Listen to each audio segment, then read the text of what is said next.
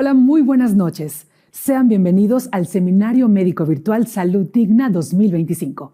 Mi nombre es Marisol Chiquete y estoy emocionada de compartir este espacio con ustedes. Un foro que reúne a profesionales comprometidos con transformar la salud en nuestro país. Hoy vamos a hablar de un tema que sin duda nos toca a todos en algún momento, ya sea como médicos, como familiares o incluso como pacientes. Las actualidades de la enfermedad renal diabética. Pensemos un momento en esta escena. Una persona vive con diabetes y no logra controlar sus niveles de glucosa. Poco a poco, su salud se va deteriorando hasta que un día escucha algo que puede cambiar su vida por completo. Tus riñones están fallando. Esta situación, aunque dura, es una realidad para miles de personas en México. La diabetes afecta el 18.4% de los adultos mayores de 20 años, pero lo más alarmante es que solo el 26% de ellos tiene la enfermedad bajo control. Y cuando no se controla, las consecuencias son graves. Casi la mitad de los casos de insuficiencia renal en nuestro país están relacionados con la diabetes. Además, el impacto no solo es físico, sino también económico. Los costos médicos de un paciente con enfermedad renal crónica relacionada con la diabetes son 78% más altos que los de quienes no tienen esta complicación. Y para quienes requieren hemodiálisis, los gastos anuales pueden superar los 250,000 pesos. Esto es una carga inmensa tanto para las familias como para el sistema de salud. Por eso, la enfermedad renal diabética no solo es un tema médico, es un problema que requiere soluciones integrales y urgentes. Y para ayudarnos a comprender mejor esta realidad y explorar cómo podemos marcar la diferencia, hoy tenemos a un experto en el tema.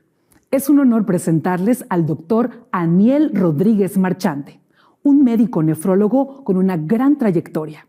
Él se formó en el Instituto de Nefrología de La Habana, Cuba. Está certificado por el Consejo Mexicano de Nefrología y tiene amplia experiencia en docencia e investigación. Además, es miembro de la Sociedad Cubana de Nefrología, del Colegio de Nefrólogos de México, del Instituto Mexicano de Investigaciones Nefrológicas y de la Sociedad Latinoamericana de Nefrología e Hipertensión. Actualmente, el doctor Rodríguez Marchante es médico nefrólogo y responsable sanitario en la Comunidad Mexicana de Hemodiálisis, así como nefrólogo adjunto en el Centro Diagnóstico Ángeles. Les recuerdo que después de la ponencia abriremos un espacio para preguntas y respuestas, así que les invitamos a escribir sus dudas en el chat. Ahora sí, sin más preámbulo, queda con ustedes el doctor Marchante. Muy buenas noches, un gusto en saludarles el día de hoy. Soy el doctor Aniel Rodríguez Marchante y vamos a hablar sobre un tema muy importante para la salud de nuestra población, así como darle las herramientas fundamentales para el conocimiento en el tratamiento de los pacientes en nuestra consulta. Vamos a hablar sobre las actualidades en la enfermedad renal diabética.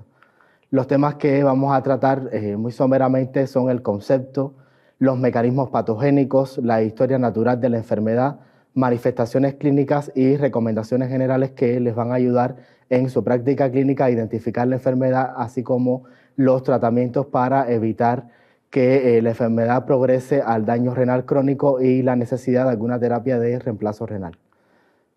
Vamos a hablar inicialmente sobre el concepto de enfermedad renal diabética y nefropatía diabética. Desde el diagnóstico, por primera vez que se hizo de esta enfermedad, se ha dado diferentes nomenclaturas o diferentes denominaciones a la diabetes y los daños que esta provoca a nivel renal. O sea, sería el daño de la diabetes sobre los riñones provocando enfermedad renal. Hay dos conceptos que quizás todos estemos familiarizados, que es el de enfermedad renal diabética y nefropatía diabética. Inicialmente se usaba el nombre de nefropatía diabética para enunciar todas las alteraciones provocadas por la diabetes sobre el riñón. Y en las últimas guías CADIGO han venido como a unificar estos criterios y hacer una división para nombrar correctamente cuáles son las alteraciones provocadas por la diabetes sobre el riñón. Inicialmente, todos sabemos que la enfermedad renal diabética es el daño en el paciente con diabetes mellitus, ya diagnosticado con diabetes mellitus, con proteinuria mayor a 300 miligramos por día, con lesión retiniana e hipertensión arterial asociada. Y la definición clásica de nefropatía diabética Es un concepto histológico de afectación renal. Y en el año 2010, Terbart añadió la afectación tubulointersticial y o vascular como formas de lesión renal en el contexto de diabetes mellitus. Actualmente las guías KDIGO de 2022 establecen que debemos nominar a la enfermedad renal diabética que englobe todas las alteraciones provocadas por la diabetes sobre el riñón y quedar solamente el concepto de nefropatía diabética cuando tenemos diagnóstico histológico de estas alteraciones. Como todos sabemos, la diabetes mellitus es un problema a nivel mundial y más sobre la población mexicana. Es la primera causa de enfermedad renal crónica en nuestro país y a nivel internacional, con requerimiento de terapia sustitutiva de la función renal. Es la principal causa por la cual nuestros pacientes llegan a hemodiálisis o diálisis peritoneal. Y el 44.4% de los nuevos pacientes que inician terapia de reemplazo renal son diabéticos. Ahora, ¿cuáles son los mecanismos patogénicos que interactúan en la afectación renal? Todos sabemos que la principal causa es la hiperglicemia crónica, o sea, unos niveles elevados de glucosa no controlados que se mantienen en el tiempo. Y también sabemos que la hiperglicemia prácticamente no provoca síntomas en nuestros pacientes, por eso es que es una enfermedad infradiagnosticada y ya cuando el paciente acude a nuestra consulta ya tiene alteraciones propias de la diabetes mellitus. ¿Cuáles son esos factores que provocan la hiperglicemia crónica? Son factores metabólicos, factores hemodinámicos, profibróticos e inflamatorios. Todos estos factores intervienen en que se produzca la microangiopatía diabética, que contribuye a cambios patológicos y lesión de múltiples órganos y tejidos, produciendo nefropatía, retinopatía y neuropatía. Ahora, ¿cuál es la historia natural de la enfermedad? Inicialmente, como podemos observar en la diapositiva, ocurren cambios funcionales como son el aumento del tamaño renal, aparece albuminuria reversible y eso como causa cambios funcionales que inicialmente puede que no sean evidentes en el paciente al inicio. Ese inicio que llamamos preclínico puede transcurrir aproximadamente 2 años, donde los cambios estructurales van apareciendo a nivel del glomérulo renal, como son el aumento del grosor de la membrana basal capilar y el aumento de la expansión mesangial. Son todos cambios que ocurren a nivel microscópico que evidentemente en la clínica no van a ser evidenciables y por eso le llamamos inicio preclínico. Posteriormente, si esta hiperglicemia no se controla, el daño renal va a evolucionar en aproximadamente 5 años, va a aparecer el primer elemento que es la microalbuminuria, que es el indicador del inicio de la disfunción endotelial a nivel del glomérulo.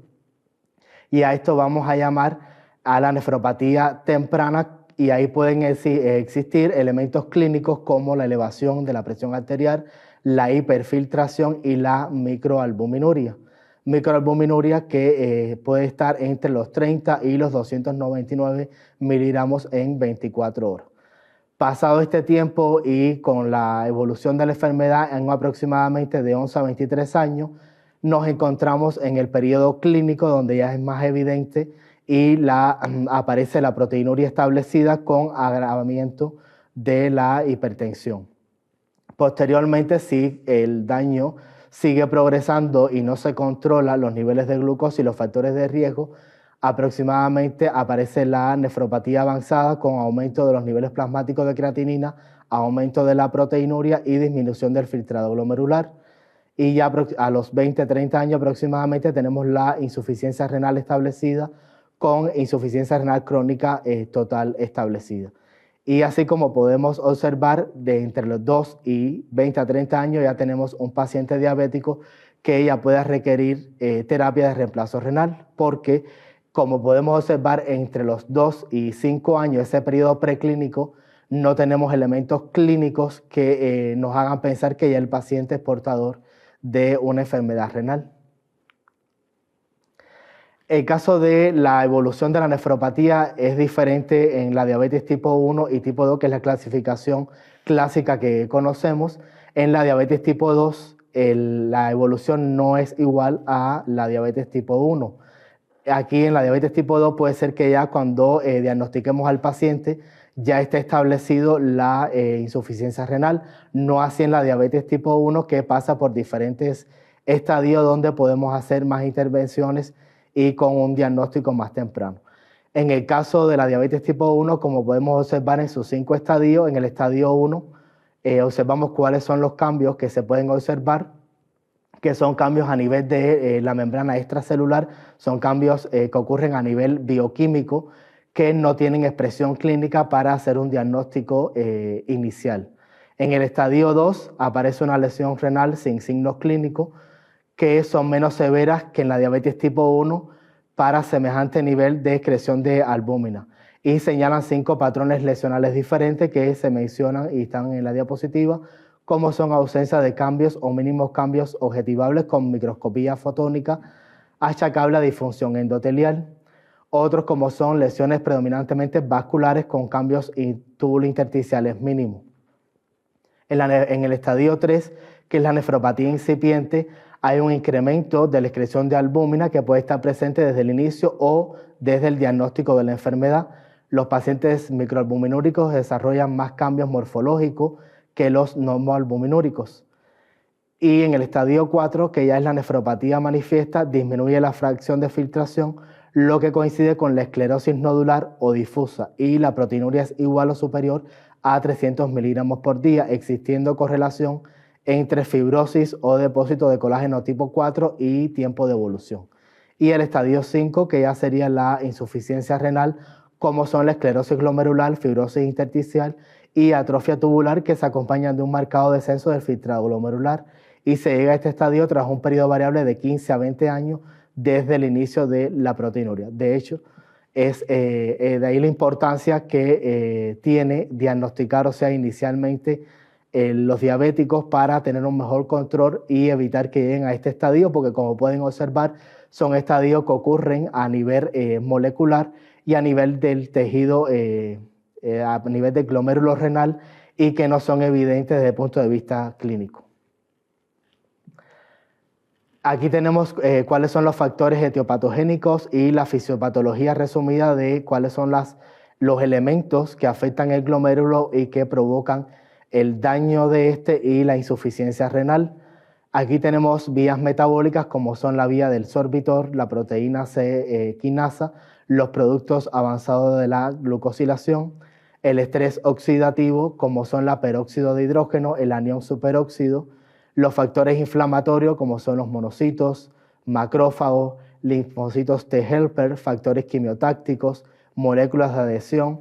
El sistema renina-angiotensina aldosterona juega un papel fundamental, como son la renina, el angiotensinógeno, los receptores AT1, los AT2 y la aldosterona, que también están implicados en el desarrollo de hipertensión arterial, y vemos la asociación entre diabetes mellitus e hipertensión arterial.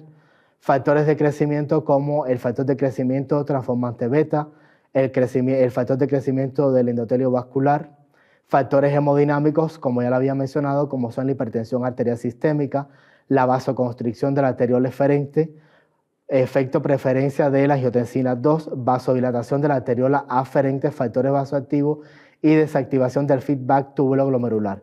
Y también están involucrados factores genéticos y epigenéticos en el daño renal asociado a la diabetes mellitus. Ahora, ¿cuáles son las manifestaciones clínicas de la enfermedad renal diabética que tenemos que identificar cuando recibimos en la consulta a un paciente con diagnóstico de diabetes mellitus de 10 años aproximadamente o 20 años en el caso de la diabetes mellitus tipo 2?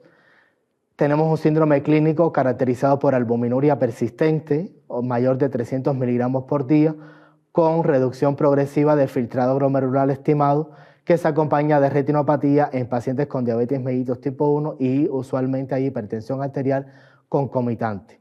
Existe una historia natural diferente, como ya lo había explicado, en la diabetes mellitus tipo 2 y tipo 1, e incluye lesiones asociadas a envejecimiento, nefroangiosclerosis e insultos tóxicos e isquémicos. Y actualmente, como les presenté al inicio, la denominación correcta debe ser enfermedad renal diabética. Entonces vamos a hablar sobre la clínica de la enfermedad renal diabética. Cómo identificar a un paciente diabético que ya está teniendo problemas a nivel renal.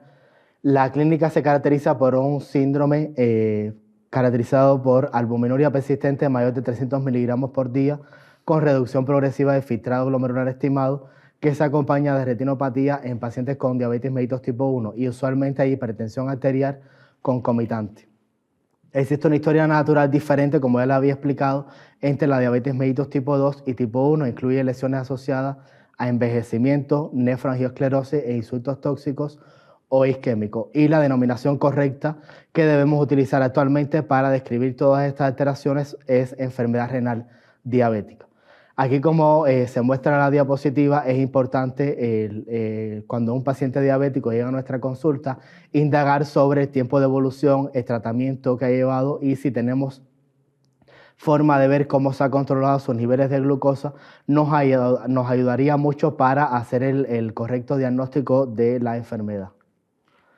Entonces también tenemos que saber identificar cuándo estamos ante la presencia de una nefropatía diabética y cuando no hay elementos que no hablan a favor de la nefropatía diabética y debemos buscar otras causas que están afectando al glomérulo renal.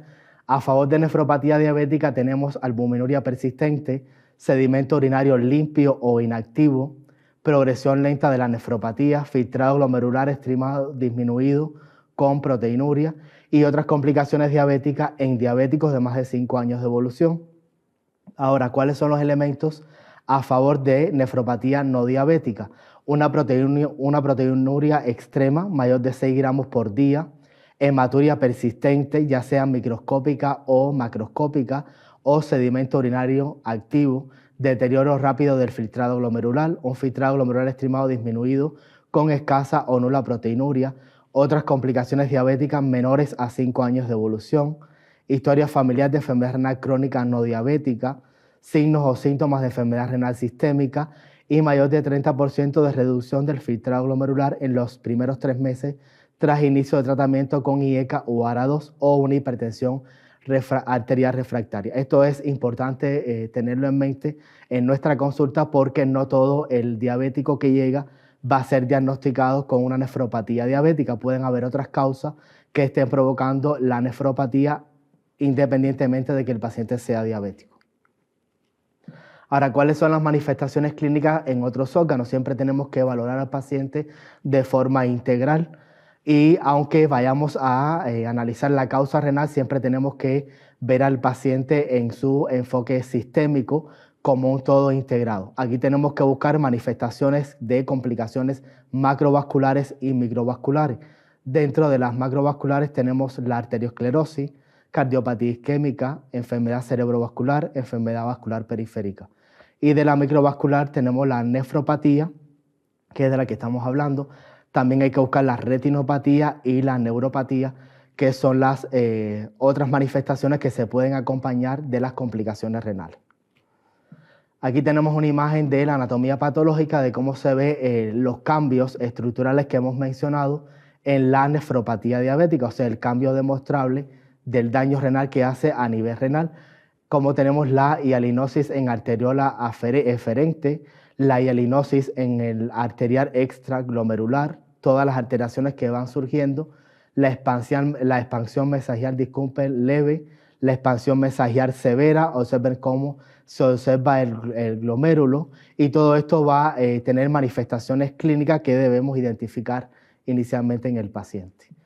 Un elemento muy importante que todos dominamos es la albuminuria, que es la excreción de albúmina entre 30 y 300 miligramos entre 30 y 300 miligramos en orina de 24 horas, que era la clásicamente conocida como microalbuminuria. Ya este término no se debe usar, el término correcto es albuminuria, como demostramos actualmente, porque esto hace pensar que es una albúmina de menor tamaño cuando no lo es así. Entonces las guías CADIGO aconsejan actualmente utilizar el término de albuminuria. Y es el primer elemento que nos va a ayudar que hay un daño a nivel del endotelio y es la primera manifestación del daño que hace la diabetes a nivel del glomérulo renal. Aquí, como podemos observar, un glomérulo normal, su estructura, un glomérulo sano y un glomérulo diabético. Observen las diferentes alteraciones que van surgiendo, como son lesión y pérdida depositaria, pérdida de las propiedades físico-químicas de la barrera de filtración, y esto da al traste con la pérdida de polaridad de la membrana y de las cargas, con la consecuencia de un aumento del paso de albúmina a la orina. Según las guías CADIGO, vamos a tener diferentes categorías de albuminuria en enfermedad renal crónica, como son las categorías A1, A2 y A3, y así tenemos que clasificarlo cuando llegue el paciente a nuestra consulta, porque eso nos va a ayudar de qué tan severo o moderado es el daño renal que tenemos en ese momento en el paciente. Aquí hay otros factores asociados, como lo habíamos explicado, tenemos que ver al paciente en todo su contexto integral para determinar los factores de riesgo que pueden estar, además de la hiperglicemia, contribuyendo al daño renal, como son, ya lo habíamos explicado, la vía metabólica y la vía hemodinámica. Ahí pueden observar todos los cambios que surgen provocados por la hiperglicemia y por la hipertensión, que llevan al final a la excreción de albuminuria. Hay una reparación de daño y fibrosis hasta que llega la glomerulosclerosis, a la atrofia tubular y fibrosis intersticial, y ya el daño está establecido. No hay cómo recuperar ese daño a nivel renal, y eso va a propiciar el surgimiento de la enfermedad renal y a su evolución a los diferentes estadios. Ahorita vamos a hablar sobre cuál es el tratamiento de la enfermedad renal diabética. El primer eslabón en toda la enfermedad son recomendaciones generales que le podemos dar a los pacientes ya diagnosticados con la enfermedad renal asociada a la diabetes, y que son medidas que pueden ayudar al paciente, principalmente porque son medidas que no son costosas, que dependen mucho del cambio y de la conciencia que tenga el paciente acerca de la enfermedad. De ahí está nuestra labor preventiva en que entiendan estas medidas, la importancia que tienen para evitar que lleguen a estadios finales de la enfermedad renal con necesidad de una terapia de reemplazo renal, que constituye un cambio de estilo de vida en nuestros pacientes, cambia la dinámica familiar y además se ve muy afectada la economía de las familias por los costos que tienen actualmente las terapias de reemplazo renal a nivel internacional y de nuestro país. Una de las primeras medidas que debemos concientizar al paciente es dejar de fumar en aquellos pacientes que tienen el hábito, reducir el peso. Todos sabemos que la obesidad está asociada al surgimiento de la diabetes, a empeorar la evolución de la diabetes, y también asociado al daño renal por los cambios que producen a nivel de glomérulo en la hiperfiltración de los pacientes obesos. En diabéticos obesos, la pérdida ponderal tiene un efecto antiproteinúrico, entonces vean la importancia que tiene un control adecuado del peso para el beneficio de nuestros riñones. Realizar ejercicio regular, ya que mejora el control de la presión arterial, de la dislipidemia, y aumenta la sensibilidad a la insulina. Evitar nefrotóxicos. Todos debemos conocer cuáles son los medicamentos que más daño hacen a nivel renal, y más en nuestros pacientes diabéticos. A la hora de indicar algún estudio de laboratorio hay que tenerlo en cuenta, y a la hora de prescribir algún medicamento en la consulta por cualquier otra patología que asistan, como son el uso de contraste iodado, que todos sabemos que lo usamos en muchas pruebas diagnósticas. Hay que tener mucho cuidado porque son altamente tóxicos para el riñón y pueden provocar además de un daño crónico, pueden provocar una lesión renal aguda con necesidad de intervención médica urgente. El uso de antiinflamatorios no esteroideos, todos sabemos el alcance que tiene nuestra población con estos medicamentos para aliviar cualquier patología o dolores que pueden afectar a nuestros pacientes. Hay que tener mucho cuidado específicamente con los no esteroideos, porque están asociados a patologías crónicas, y más en los diabéticos pueden hacer progresar el daño renal. Están también antibióticos como los aminoglucósidos, muy prescritos en las infecciones urinarias en nuestro consultorio, y hay que tener mucho cuidado a la hora de prescribirlo porque están asociados a daño renal crónico y también a daño renal agudo en su uso a dosis que no sean correctas. Y otros muchos más medicamentos como son antivirales, que también se usan en las infecciones virales de nuestros pacientes. Suspender metformina.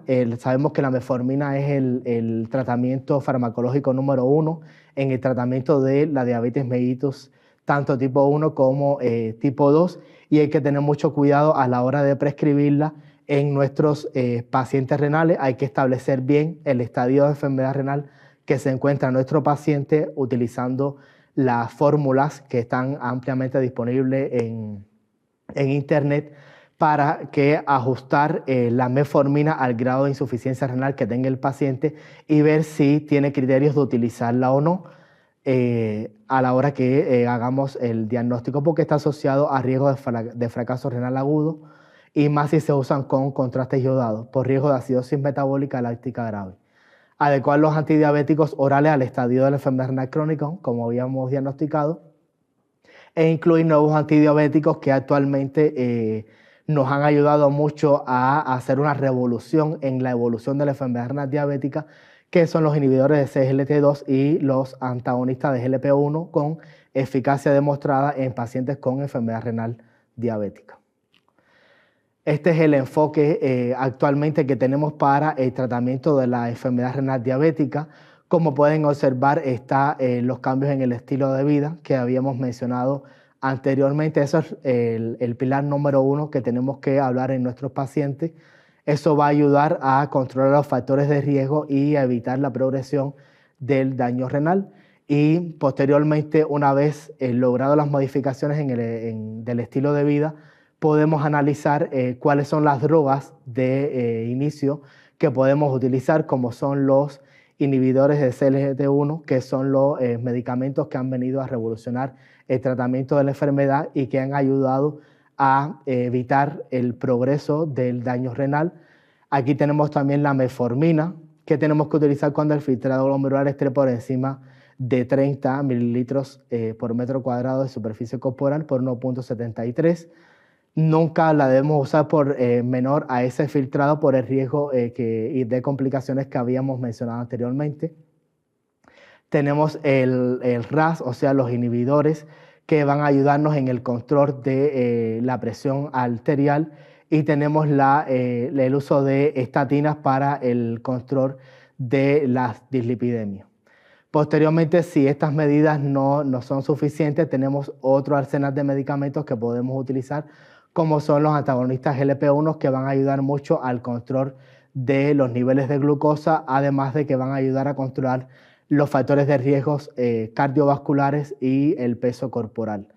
Y tenemos otros medicamentos que también podemos utilizar para el control de la presión arterial, siempre y cuando teniendo en cuenta el nivel de filtrado glomerular de los pacientes, como se mencionan los diuréticos, los inhibidores de las reninas, angiotensina, aldosterona, que hay que también tener cuidados con ellos y evaluar los niveles de creatinina cuando lo usemos. Y dentro de los factores cardiovasculares podemos utilizar los antiagregantes plaquetarios y otros medicamentos que actúan a nivel para el control del colesterol y triglicéridos, que son factores de riesgo cardiovascular que están asociados a la enfermedad renal diabética. Y aquí tenemos la pirámide para una mejor comprensión de lo que hemos hablado del control de la diabetes asociada a la enfermedad renal crónica. Como pueden observar, ya lo habíamos mencionado, la dieta, el ejercicio, el control del peso, la terapia de primera línea, la metformina, como lo habíamos mencionado, siempre y cuando el paciente tenga un filtrado glomerular mayor de 30 mililitros. Los inhibidores de SGLT2, fundamentalmente en la diabetes mellitus tipo 2, el bloqueador del sistema renina-angiotensina para el control de la presión arterial, y las estatinas. En los fármacos adicionales, que son tanto protección renal y cardíaca, tenemos los inhibidores de la GLP-1, la terapia antiplaquetaria y el uso de otros medicamentos que podemos utilizar. Y el control de los factores de riesgo adicionales, como son el control de la glucosa, control de la presión arterial y el manejo de los lípidos. Recuerden que, como lo he dicho desde el inicio de la plática, es importante ver al paciente como un sistema integral donde todos los órganos están interrelacionados y donde todos estos factores de riesgo hay que controlarlos, porque todos van a ayudar a evitar el progreso de la enfermedad renal. Ahora vamos a hablar de medicamentos novedosos, como ya hemos mencionado, que son los inhibidores de SGLT2, que su irrupción ha puesto un verdadero cambio de paradigma en el tratamiento de la enfermedad renal diabética, que su indicación oficial como tratamiento antidiabético limitado a pacientes con filtrado glomerular normal o levemente reducido. Eso es importante tenerlo en cuenta, o sea, no en todos los pacientes lo vamos a poder indicar. Ya un paciente que está en estadio 5 con requerimiento de terapia de reemplazo renal, si ya lo está usando, lo dejamos, si no, tendríamos que suspenderlo. Reducción de la proteinuria del 30 al 50% es uno de los beneficios que ha mostrado este medicamento y un enlentecimiento en la progresión de enfermedad renal. Realmente han sido medicamentos que en los estudios y en los ensayos que se han hecho a nivel internacional han venido a revolucionar la evolución de la enfermedad y evitar que los pacientes demoren en llegar a una terapia de reemplazo renal. Aquí tenemos su mecanismo de acción fundamentalmente que actúan a nivel del túbulo proximal. Este es el esquema de cuáles son su función fundamental, que es reducir la reabsorción renal de glucosa, produciendo un aumento de la excreción de glucosa y una disminución de la concentración de glucosa plasmática. Por eso en estos pacientes, cuando lo estemos utilizando, vamos a encontrar en el examen de orina un aumento de la glucosa y es precisamente por su acción fundamental. Aquí tenemos una tabla que muestra la dosis que debemos utilizar de los inhibidores SGLT2 y de los antagonistas GLP-1 y sus ajustes a la dosis en la enfermedad renal crónica. Todos sabemos que para hacer estos ajustes tenemos que aplicar las fórmulas establecidas. La que yo les recomiendo es la CKD de EPI, es la que utilizamos actualmente para determinar el estadio de la enfermedad renal que tiene nuestro paciente. Y teniendo en cuenta ese filtrado, vamos a ajustar este tipo de medicamentos que van a ayudar mucho a los pacientes. Dentro de los fármacos más utilizados y que aquí en México tenemos está la canaglifosina, la dapaglifosina y la empaglifosina. Tenemos las dosis habituales que podemos utilizar y la adecuación según el filtrado glomerular estimado por la fórmula. Y los antagonistas GLP-1 tenemos dulaglutida y otros medicamentos con sus dosis para que tengan en cuenta cuándo poder utilizarlos. Aquí tenemos un esquema más resumido de cuándo utilizar uno y cuándo utilizar los otros según el filtrado glomerular. Ya habíamos mencionado que cuando el filtrado glomerular es mayor de 30, podemos utilizar la metformina y un inhibidor de SGLT2. Observen que todo paciente diabético actualmente que tengamos en nuestra consulta ya podemos iniciar el tratamiento con estos medicamentos que le van a ayudar mucho al paciente a controlar la diabetes, van a tener un efecto protector a nivel renal y también a nivel cardiovascular. Cuando el filtrado está entre 20 y 30 ya no podemos utilizar metformina, solo vamos a utilizar inhibidores de SGLT2 y cuando está menor de 20 podemos utilizar los antagonistas GLP-1 más un inhibidor de SGLT2 si se inició con un filtrado glomerular mayor de 20. Además de esto, vamos a controlar los factores como la obesidad, el riesgo cardiovascular y si hay un insuficiente control metabólico. Además de los medicamentos mencionados anteriormente, vamos a añadir un antagonista de GLP-1 y a pesar de eso, si hay un insuficiente control metabólico, se puede asociar un inhibidor de la DPP-4 como repaglinidina y o valorar la utilización de insulina, que también la podemos utilizar si no se controla. Y según estos escalones, vamos a ir tratando los niveles de glucosa en control para evitar el daño renal.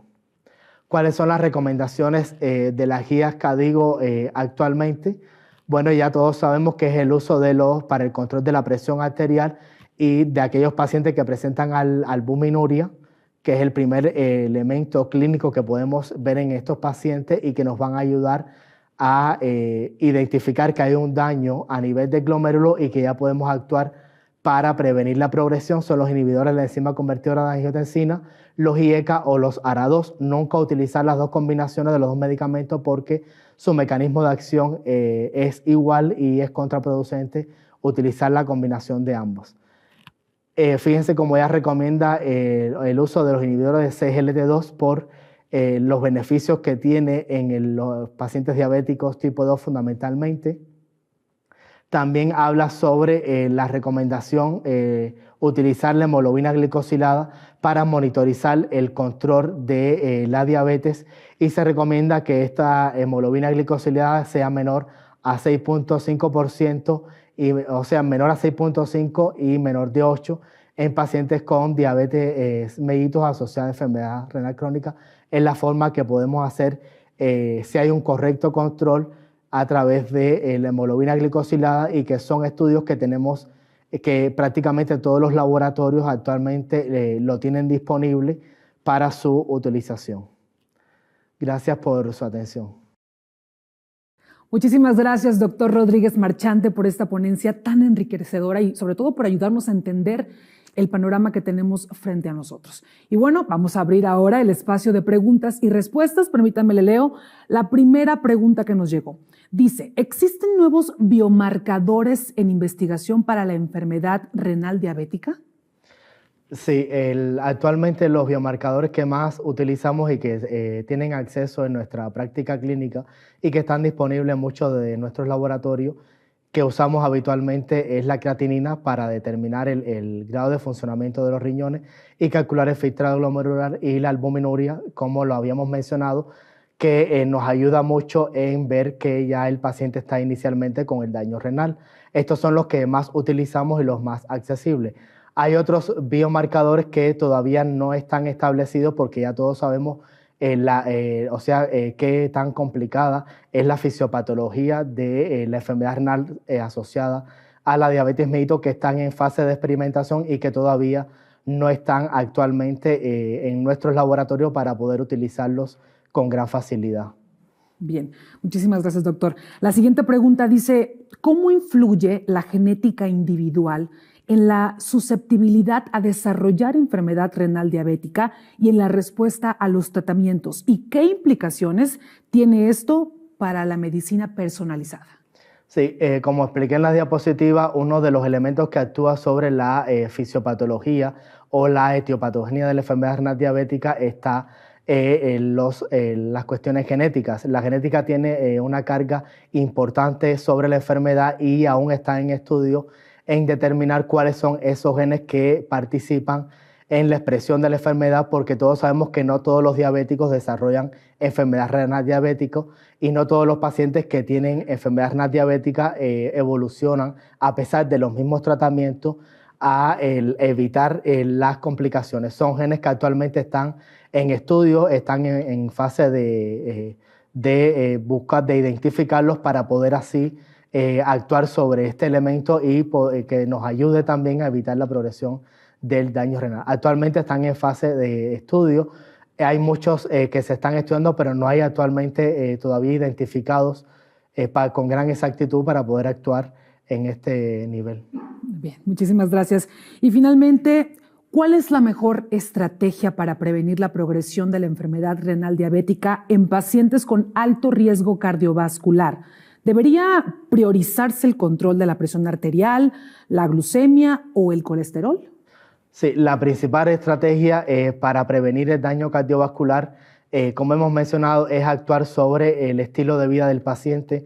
Es la medida que más económica resulta, que ya la hemos mencionado, y claro que el control de la hipertensión arterial, la obesidad y dislipidemia son factores que actúan en la progresión del daño renal y que existen parámetros para mantenerlos estables. En el caso de la presión arterial debemos lograr que nuestros pacientes tengan una presión por debajo de 130,80, que ha sido un elemento que ha ayudado a evitar la progresión. Mantener un peso saludable evita la hiperfiltración y evita también que progrese el daño renal, así como el control de los lípidos para evitar la evolución de la aterosclerosis y las complicaciones macroangiopáticas de la diabetes. Controlando todo esto, vamos a evitar, o sea, que tanto el daño renal como cardiovascular progresen, porque todos sabemos que existe un estrecho vínculo entre el corazón y los riñones, que ambos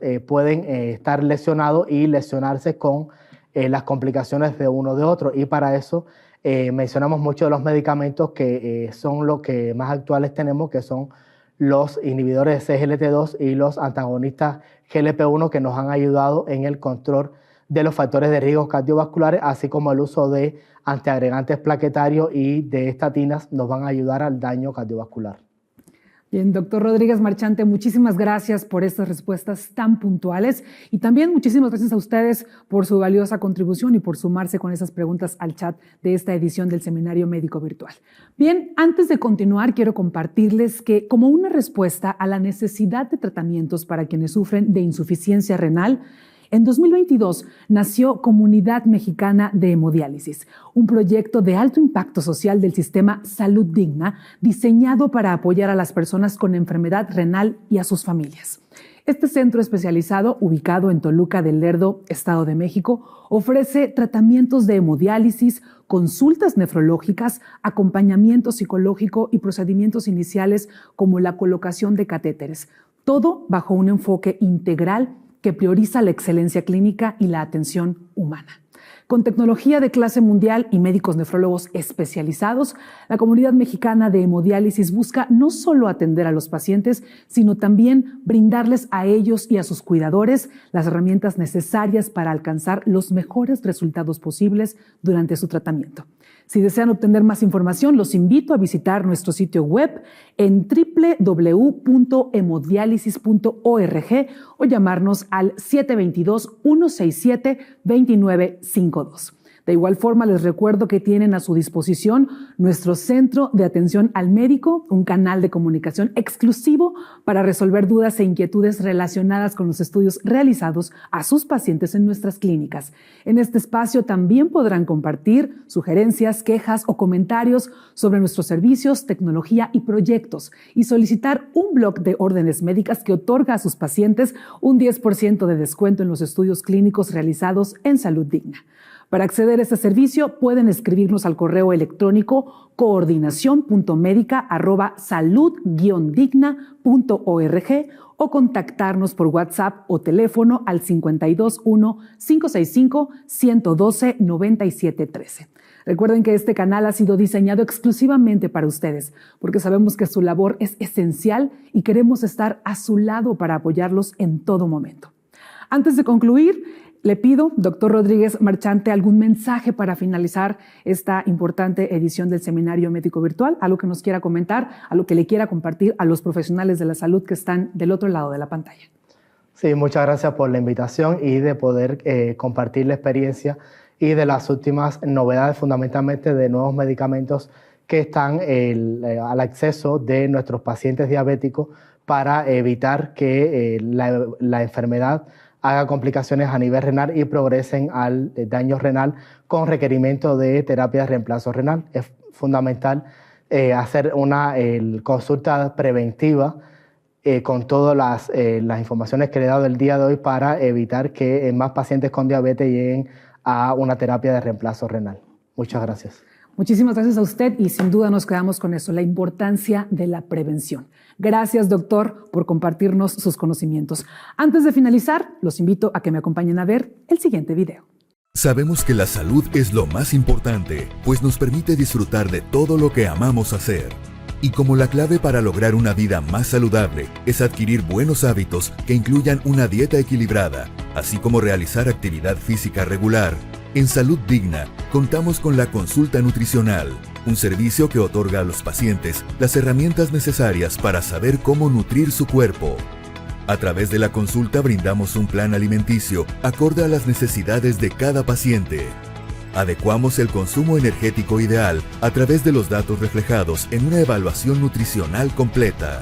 En cada visita, nuestros nutriólogos capacitados realizan un análisis antropométrico con la ayuda de equipo de alta tecnología, evaluando así la composición corporal para trabajar en los objetivos de cada paciente. Con base en toda la información obtenida en la evaluación nutricional, se otorga un plan de alimentación y recomendaciones de acuerdo a sus necesidades. La consulta nutricional puede solicitarse directamente en recepción o agendarse a través de nuestra página web www.salud-digna.org, en donde próximamente ofreceremos una nueva opción, la asesoría nutricional virtual, la cual podrá realizarse desde cualquier lugar a través de una videollamada en el horario disponible que se desee agendar. Conozca más de nosotros en nuestras redes sociales. Salud Digna. La salud es para todos.